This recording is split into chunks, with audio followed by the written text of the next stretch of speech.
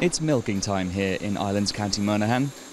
Brian Trainer's cows produce around 800 litres per day, which goes to supermarkets on both sides of the border. Northern Ireland is less than 3 miles away.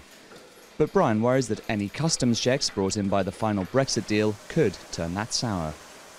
If a hard border is put in place there, that is surely going to cause impediments to the movement of milk and costs associated with it. For now, the UK and Ireland are both members of the EU. That means they have the same tariffs on goods and no customs checks. The border itself is almost invisible. We're actually just entering on to the bridge. We're on the border. We're kind of between the Republic of Ireland and Northern Ireland. After Brexit, that line will become the EU's border with the UK.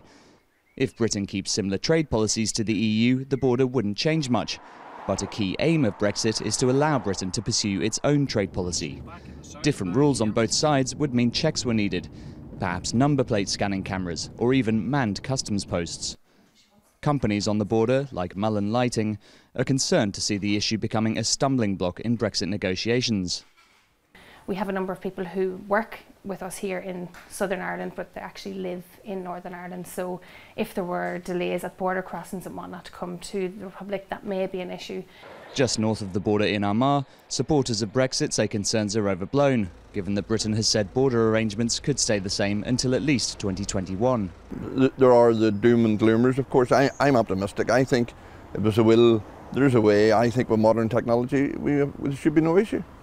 There's more than just trade at stake here. The border was at the heart of a violent sectarian conflict that ended just 20 years ago, and a new hard border could reopen old wounds. It would be resented, possibly resisted, and maybe, who knows, maybe violently resisted. And that would bring us back to the bad times where we don't want to go. The British government promises it won't let history repeat itself, but how the border will be managed after 2021 is still not agreed. And that leaves many here facing an uncertain future.